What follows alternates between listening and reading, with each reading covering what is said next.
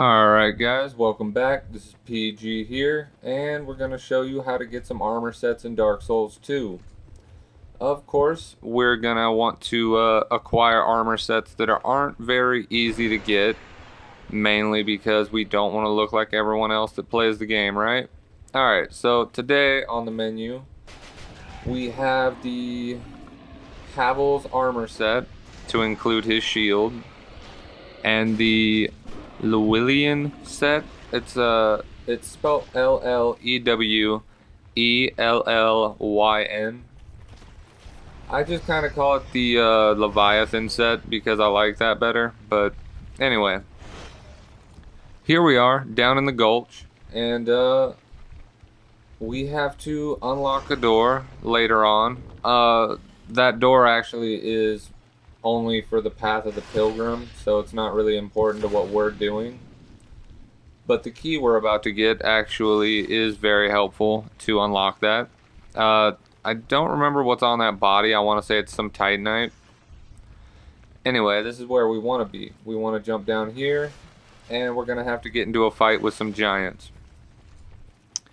This should be the first time you have to fight giants in this game. Like, I don't think there's any that you fight before this moment in the game, but anyway.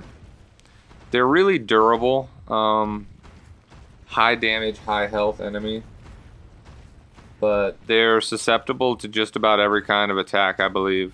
So, it's not that bad. Now there's two of them in there, and you're going to want to drag one of them at a time out into this little baby hallway thing. And basically what you want to do is continually attack them with distance style weapons. If you're a mage, you're going to want to use spells. If you're a faith cleric kind of guy, you're going to throw lightning at them. Pyromancers, you know what to do.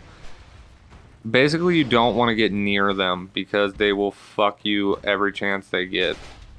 They are extremely annoying because blocking does not really help you against these guys. But that's alright. We are using my level 150.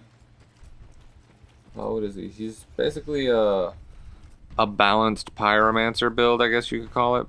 He's the PvP build that we use in a couple of our videos. And he's pretty fun. So he's well equipped to deal with these giants. And the only reason why I'm showing you how to kill these guys is because you have to kill them to get the key to go get the armor set. That being said, it doesn't seem very right to just tell you how to get the key and not show you how to kill the giants. I don't exactly appreciate it when someone does that on YouTube, so I didn't want to do it. Now, as you can see, I blocked and still got hurt by that attack. I'm not sure if it factored in and did a little bit less damage because I was blocking, or maybe it just kind of said fuck it and I got fully attacked by that. I'm not really sure how they do it with the giants attacks, but they are an annoying opponent. And as you can see, when they hit you, you are definitely going to feel it. I would say they could easily two-shot someone that was about the level you're supposed to be when you come down here, which is about 80 to 100 based on how you've been playing the game. That being said, once you kill both of them, they drop the key for you. I believe there is a Estus Flash shard right over there.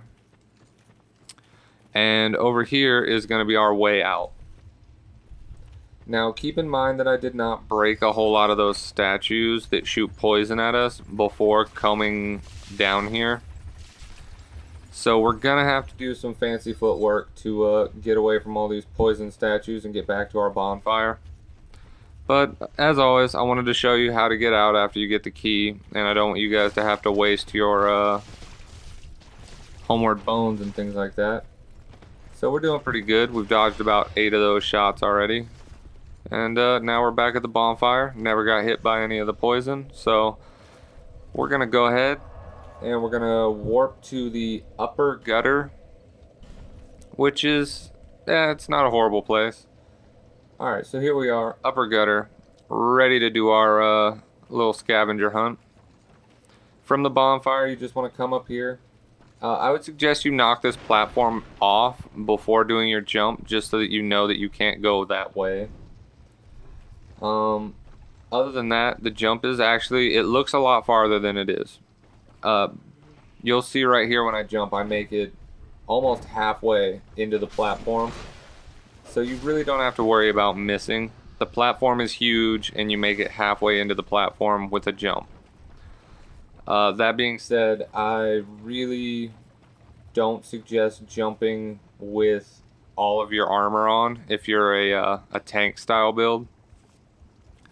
Mainly just because I'm not 100% sure how that affects your character. I've never really tanked around in this game yet, so hopefully it doesn't immediately get you killed, and hopefully you can actually still jump a decent amount with that full armor set on. But this is what we came for. This is the easy way to do it. You got a room full of statues, and you're just going to start throwing some firebombs at them. We want to break about 80 to 90% of the statues in there. And if I had to guess, I'd say there's about 20 of them in there, which ensures that you're going to get poisoned and hurt and stunned infinitely, just stuck in there getting hit with poison. So we don't want that. So we're throwing a couple urns. We've used about 5 or 6 now. And as you can see, 5 or 6 pretty much cleared the whole place out, with the exception of 1 or 2 scragglers that we're going to go ahead and take care of right now. I would say all in all, getting Havel's armor set, not that difficult.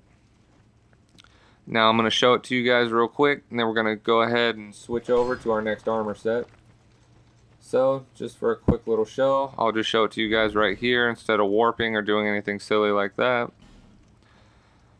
Havel shield, 42 strength, I believe it said, for Havel shield, which is a crap load of strength, but I suppose it would be worth it. Alright, so immediately I noticed that the boots are different on this Havel set than in Dark Souls 1. But other than that, it is relatively the same. I even think it's kind of almost the same weight. But anyway, that's Havel set, guys. Now we're moving on to the Llewellyn set.